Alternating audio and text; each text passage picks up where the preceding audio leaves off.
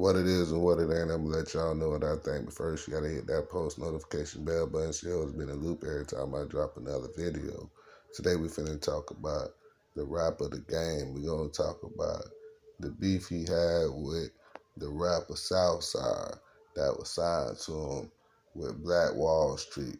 Now, y'all might not know these two had a beef because you might not even know who Southside is, but if you go do your research, you'll see that it was a rapper signed to Black Wall Street named Southside, but his real name is Papa Do for the people that's from the Dirty South, and you was from Augusta, Atlanta area. You know him as Tory Carr, that's his real name, or you might know him as Papa Do. But later on, he changed his name to Southside when he went over to Black Wall Street. And pretty much, he spit a bar, he spit a verse, and the game lighted it. So the game flew him out the next day and offered him $250,000. And he took it, and he started working on the game's album. And he was doing a lot of stuff with some of the other cats that was signed over there to Black Wall Street. But a couple of his songs made it out, but the rest of the stuff got shelved. And that's when the beef started because the gang was trying to tell him, we're going to have a Southern division. You're going to be over the South. Because a lot of people don't know, when the gang was putting together Black Wall Street, he was stealing a lot of, he was stealing a lot of ideas because, JT the Bigger Figure had it first. And then, the game took it. And then instead of keeping it, in the Bay or in Cali or just Compton, he started branching out and putting cats from other states in the Black Wall Street. That's how you got New Jersey Devil and a couple other cats that got signed over eventually. And, it was kind of crazy, man, because this cat, Papa Do, a.k.a. Southside, he was already polished because he came out in 1993. A lot of people don't even know that. He had done dropped like 2 major tapes and a whole bunch of other independent stuff, like little singles and stuff like that.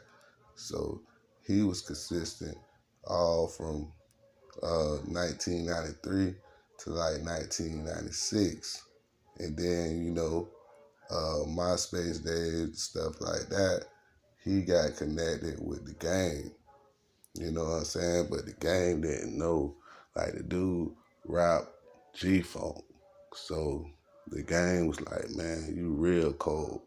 And then when the dude let him hear some old material of him, he was like, damn, I used to listen to your shit. The game started being a little groupie.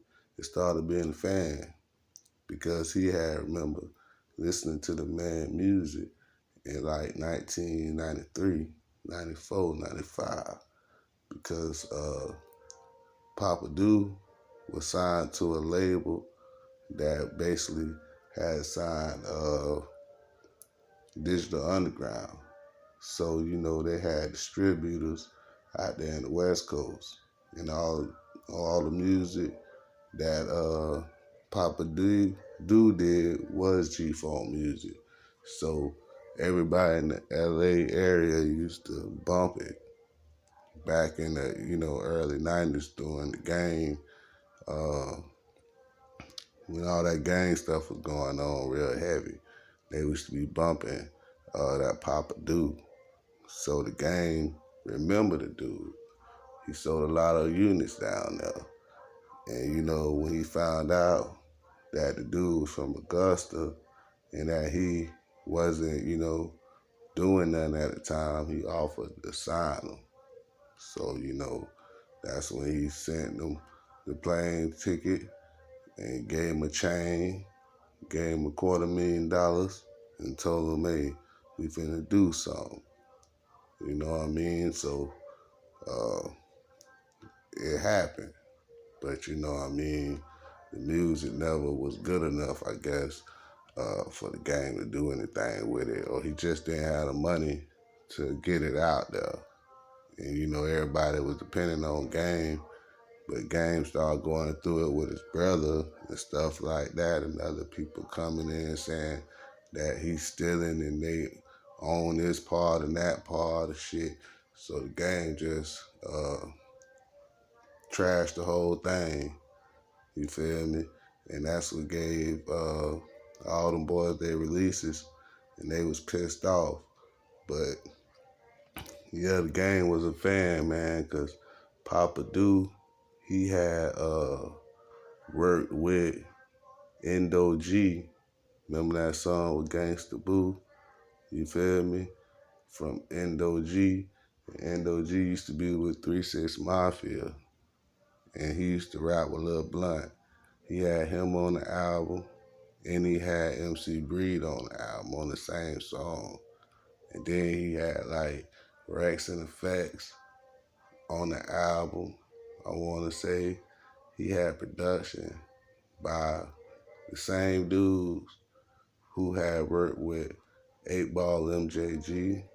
And then he had found another producer that had worked with Goody Mob. So he had those 2 producers on there. Then he found Tony Mercedes had his hands to do with it. And he had like one more big star that a lot of people didn't know was a major producer on his stuff. And pretty much that's what made the quality so good, because it had so many hit makers on this album. You feel me? And you know, it just did what it did, man. Cause he went and got everybody a producer that was big. And he was like, Pimp C, nigga, told me I'm next. He used to chill with Pimp C. Cause this nigga was right out of Augusta. You know what I mean? And he had been around all the rappers, did all the shows with him. So, you know, by the time the Game finally heard him rap, he knew the nigga was the truth, even though the nigga had been out ever since 93. And, you know, it was like 2000 something at the time. So he hurried up and signed him. You know what I mean? But we just telling the truth, man. Real true facts. Real history. And Game didn't fulfill his side of the deal, so it was beef. And, you know, it got handled, you know what I mean? But enough on that story. Peace of mind.